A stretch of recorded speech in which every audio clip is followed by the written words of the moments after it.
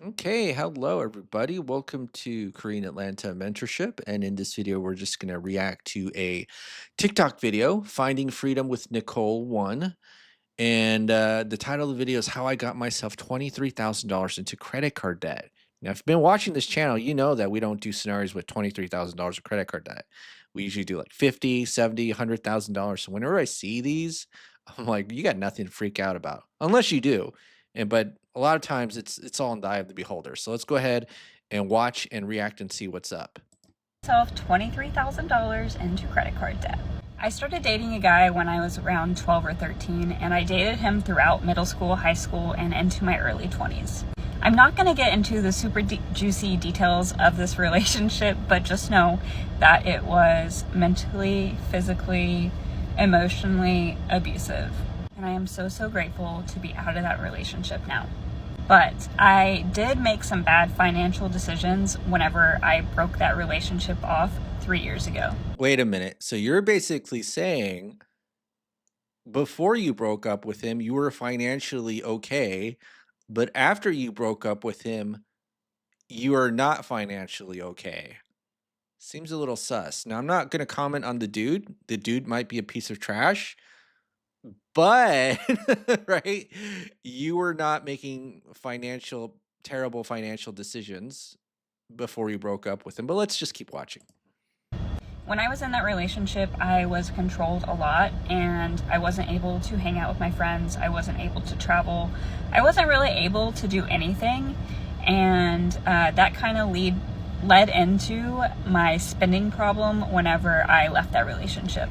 So when you were in the relationship, you didn't have the spending problem, but when you weren't, you had the spending problem.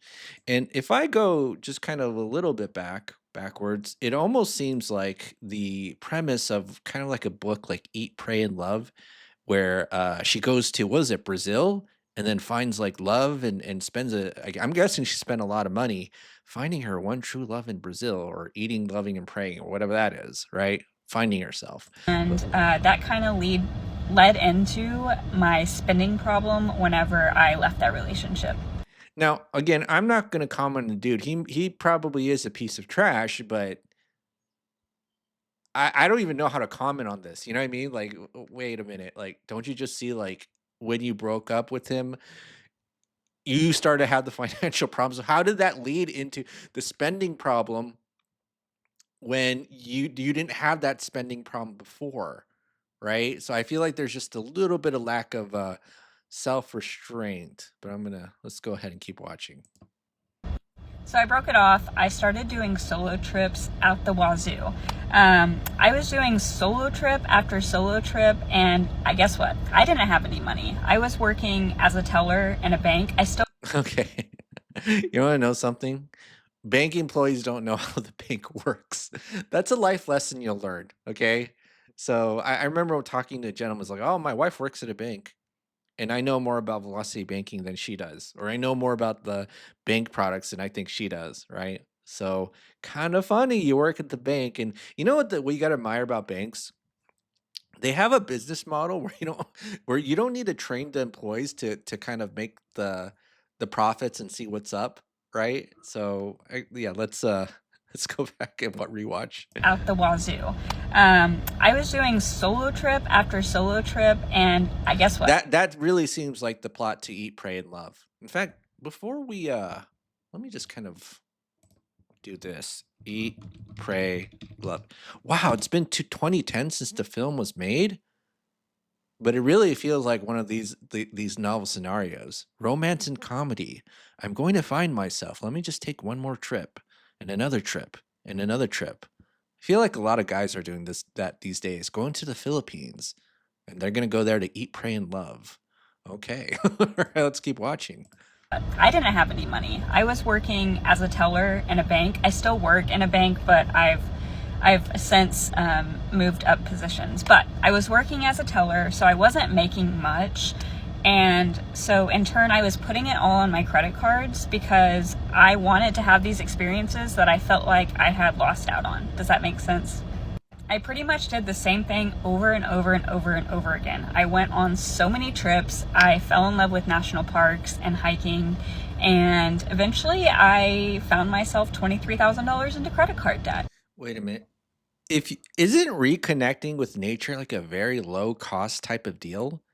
Isn't that why people are like moving to West Virginia and like rural areas because like of 2019, 2020, everybody was like, "Oh, I got to get away from the city." And then, "Oh my goodness, these rural areas are so low cost," right? And it's like you would think that when connecting with nature, it would actually be the opposite, but somehow she got herself into $23,000 of credit card debt. Like, I honestly thought it would be like the opposite. You reconnect with nature, you just kind of hang out, walk around, do low cost activities, and you don't spend that much, but apparently she found a way. So, And now I'm on a mission to pay that off as quickly as I possibly can. I know what you know what you can teach? Spoiler alert, velocity banking and make 200 or 300 at least a month on just on YouTube ad revenue doing spreadsheets, milady. Milady Nicole. it feels like to feel like you're drowning in your credit card debt, your minimum payments, and a lot of the times, if you have high credit card debt like I do, the interest rates are just eating up any monthly payments that you make. So maybe there's a system out there where you just don't put the monthly payment. Let me put the thinking face cap on. What could it possibly be called where you dump your entire paycheck so that not only does it cover the monthly payment, but you might eat a little bit of the principal too? Hmm. All right. I wish someone would have created a system for that impossible YouTube channel with 900 plus videos of the same exact thing, teaching the same exact thing over and over again. But they probably didn't. I'm just making stuff up. But it would be nice if someone did create that.